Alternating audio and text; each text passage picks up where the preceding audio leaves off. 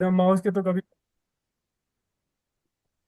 Okay, अब देखिए, ये मैंने आपका केवल इंसर्ट लगा दिया एक क्वेरी में, और सेम यहाँ पे जाता हूँ, और एक और यहाँ पे इंसर्ट है।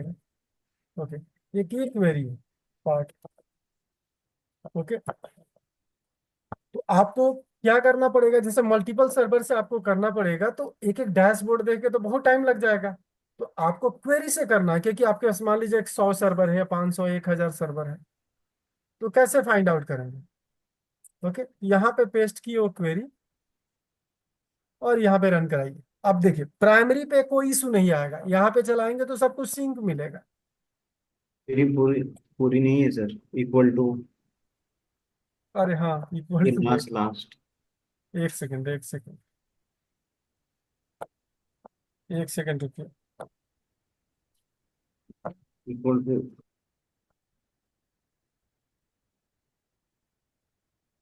एक second,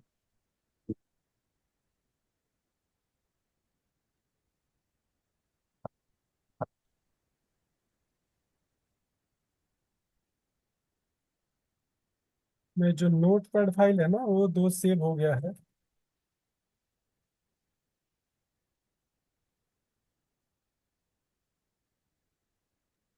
sir ADC dot group ID right. रुकिए ना, यहाँ पे है क्वेरी है, एक सेकंड। मैं आपको ये खुला था ना फोल्डर, यहाँ पे आपको मिल जाएगा। ये देखिए, इसको एडिट किया मैं, और यहाँ पे ये कॉपी किया। ठीक है, और यहाँ पे चलाएंगे तो यहाँ पे कोई इशू है नहीं। ओके, क्या कि ये प्राइमरी सर्वर और सेकेंडरी सर्वर, एक्चुअल एक सर्वर। अब देखिए, आपको बता रहा है कि टेस्ट वाला डीबी सिंक्रोनाइज है, और ये वाला आपका सिंक्रोनाइजिंग है। तो जब भी आपको सिंक्रोनाइज मिल जाए तो समझना है कि सब कुछ ठीक है, और सिंक्रोनाइजिंग होगा या नॉट सिंक्रोनाइजिंग, उस पर आपको एक्सपेरिमेंट करना है। ओके, अब ये तो हो गया प्राइमरी। इसको आप चलाएंगे सेकेंडरी सर्वर पे, और भी कॉलम आपको डिटेल चाहिए तो वहां पे स्टार कर लीजिएगा, सारे कॉलम का डिटेल आपके पास मिल जाएगा। मैं अभी इसको पहले यहाँ पे चलाता हूँ, और यहाँ पे आप देख लीजिए स्टेटस। स्पेसिफिक किसी एक डेटाबेस को चाहिए, तो यहाँ पे डेटाबेस को आप चेक कर सकते हैं कि ये आपका सिंक्रोनाइजिंग है। और यहाँ पे स्पेसिफिक डेटाबेस का अगर चेक करें कौन सा डेटाबेस लेना है, तो यहाँ पे जाइए, ये आपका डेटाबेस का नाम है। ओके, और स्पेसिफिक मुझे और किसी को फोकस नहीं करना, मुझे स्पेसिफिक इस डेटाबेस को करना है। यहाँ लिख दीजिए वेयर, और दिस इक्वल टू जो भी आपका एजीडीबी था, टेस्ट डीबी बेसिकली। और इसको चलाइए, आपका एक डेटाबेस का स्टेटस आपको मिलेगा। दूसरा, और एक और भी चीज देखना चाहता, पूरे आपको ऑल चाहिए, सारे कॉलम से नहीं मतलब है। मैं यहाँ पे कर देता हूँ कमा स्टार, सारे कॉलम चाहिए।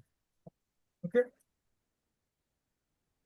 और मैं यहाँ पे इंफॉर्मेशन देखिए, कितना आपको सारे इंफॉर्मेशन मिल जाएंगे कि क्या क्या कौन सा स्टेटस है। देखिए, यहाँ देखिए, रेप्लिका सर्वर का नाम आ गया, डेटाबेस का नाम आ गया, ये आपका एजी ग्रुप का नाम आ गया।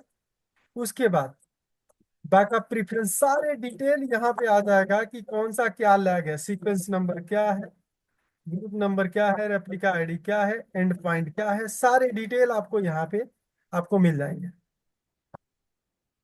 यानी सर वो जो ऐड करने का आता था ऑप्शन इसमें सारा आ गया है। हाँ, तो हाँ, तो यहाँ पे आपको जो भी स्टेटस आपको चाहिए, सब कुछ यहाँ पे आपको मिल जाएगा। तो जो कॉलम है स्पेसिफिक, देखिए यहाँ पे हेल्दी स्टेटस जो भी आपको दिख रहा था, वो सारे यहाँ पे स्टेटस आ गया।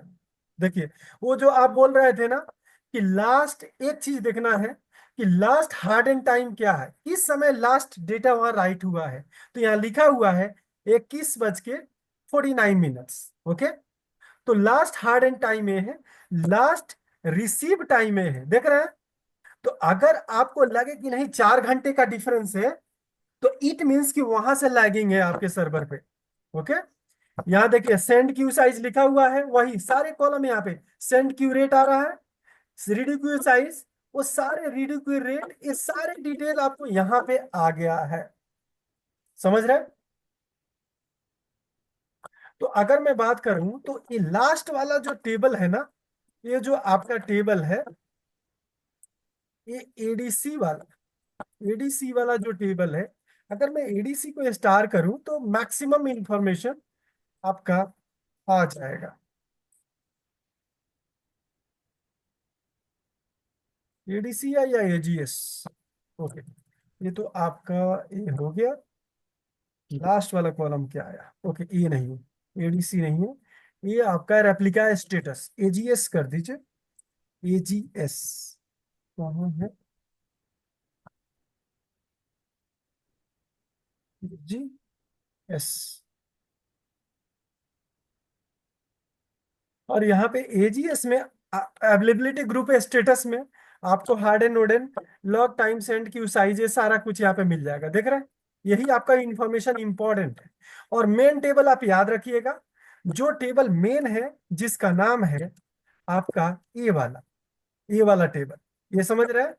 Harden database replica status. Okay, इसी टेबल के अंदर सारे डिटेल है कि कितना लैग है, कब हार्डन हुआ है, वहां पे लास्ट कमिट कब हुआ है, वो सारे डिटेल यहाँ पे लिखा हुआ है। ओके, जो आपके उस डैशबोर्ड पे जो आप देख रहे थे, कुछ इंफॉर्मेशन नहीं मिलेगा, लेकिन इस रेप्लिका स्टेटस में आपको सारे इंफॉर्मेशन मिल जाएंगे। क्लियर है क्या राजेश? क्लियर है हाँ। गणेश? हाँ सर।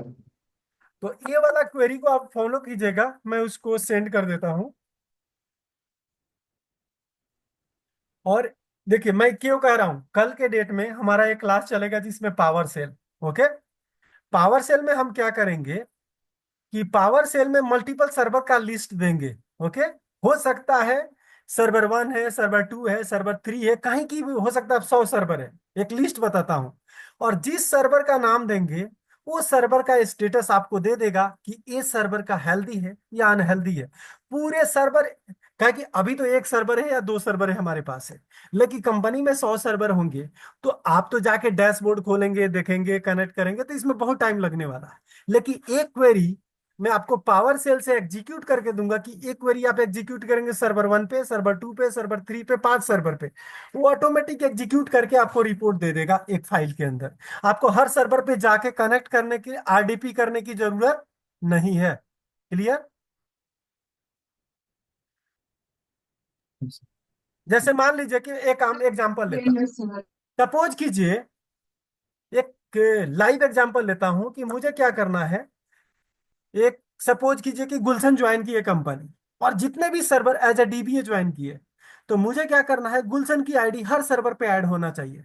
तो आप क्या करेंगे, हर सर्वर को कनेक्ट करेंगे मैन्युअली, और हर सर्वर पे जाके आप आईडी बनाएंगे। लेकिन नहीं, मैं आपको बताऊंगा मेथड कि आप एक बार में सारे सर्वर पे लॉगिन कैसे बना सकते हैं, अगर 1,000 सर्वर है या 5,000 है या 100 सर्वर है।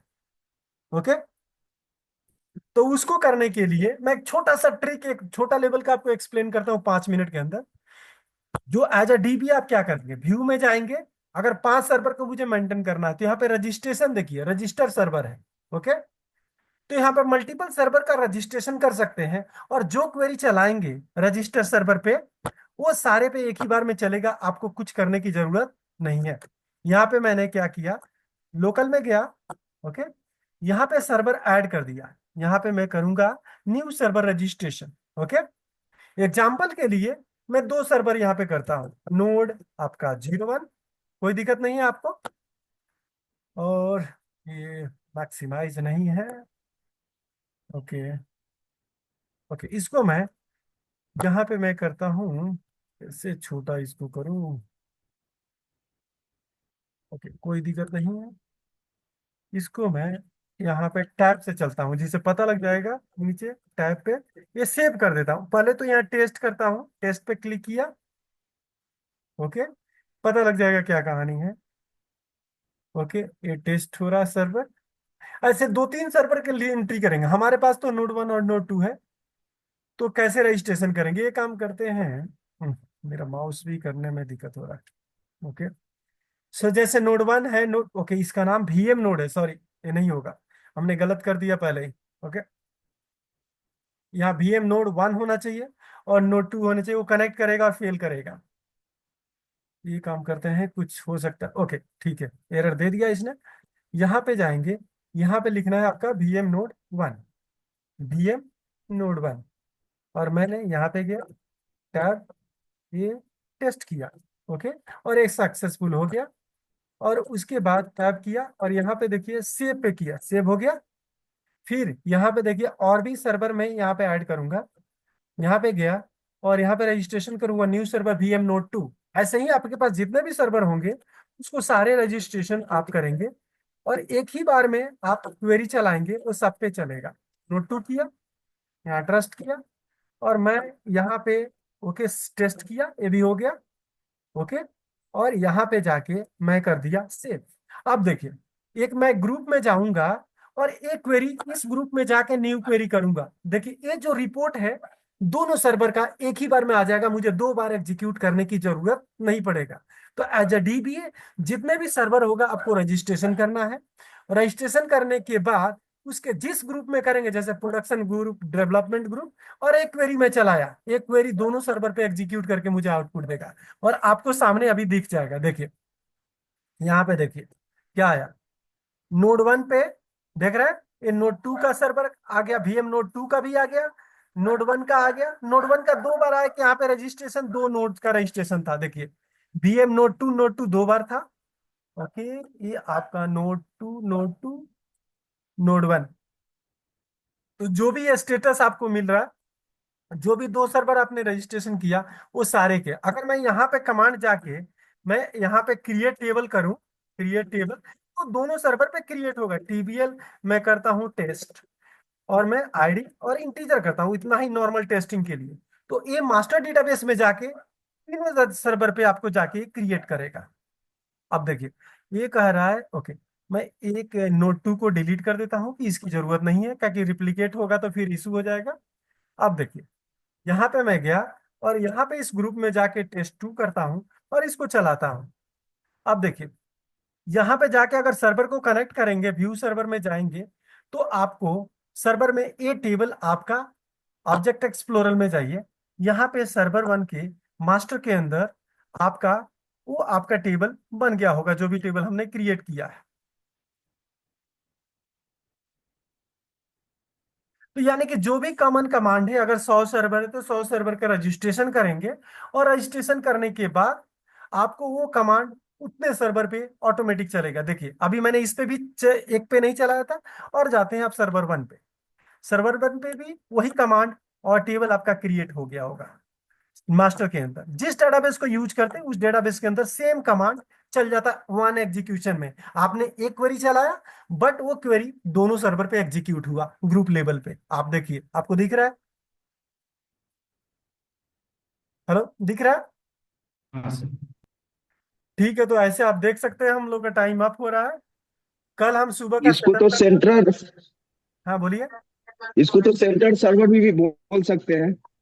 नहीं, सेंटर सर्वर नहीं बोल सकते। ये काम कल सुबह के सेंट्रल टाइम में सर्वर तीन दूसरा चार होता है। क्लास हम लोग करेंगे, आप लोग उस हिसाब से रेडी होके आइएगा। ठीक है? कितने बजे सर, मॉर्निंग में? हाँ, मॉर्निंग 9 बजे।